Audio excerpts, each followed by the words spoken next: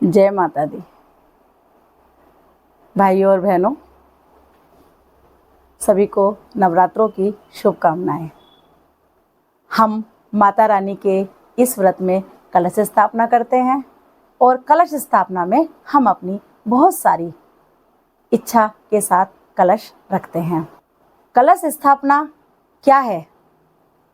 कलश स्थापना माता का हम वो स्वरूप, वो व्रत, वो कामना हम कलश के रूप में रखते हैं माता के सामने, जिसे हम 9 दिन तक माता को पूजते हैं, माता के हर स्वरूप को पूजते हैं।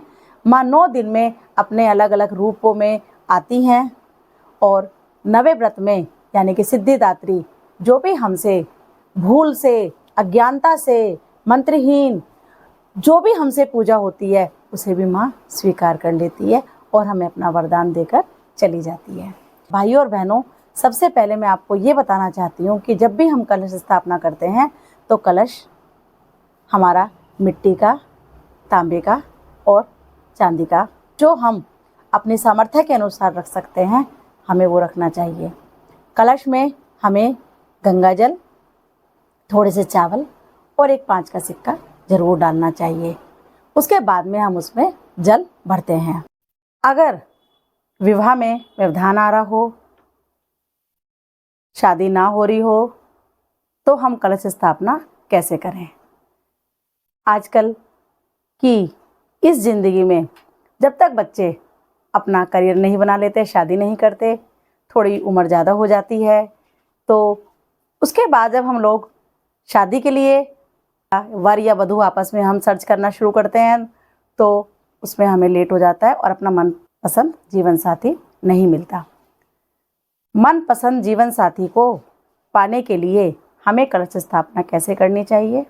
हमें कलश स्थापना के लिए तांबे का लोटा और चने की दाल लेनी चाहिए। चने की दाल खुद गुरुदेव यानी कि बृहस्पति देव को चढ़ाई जाती है, जो विवाह के कार्य को मंगलमय बनाते हैं। हल्दी की रस्म होती है, उसमें भी बृहस्पति देव का ही आशीर्वाद प्राप्त होता है।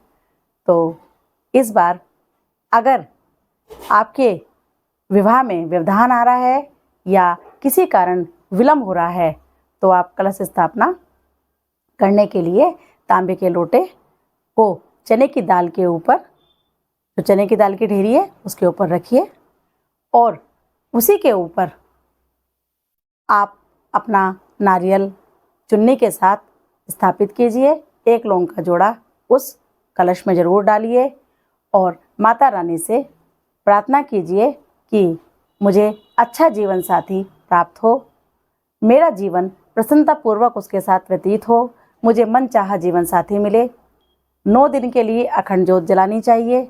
अगर हम अखंड ज्योत नहीं जला सकते तो 2 टाइम यानी कि प्रातःकाल और सायंकाल हमें दीपक जरूर जलाना चाहिए।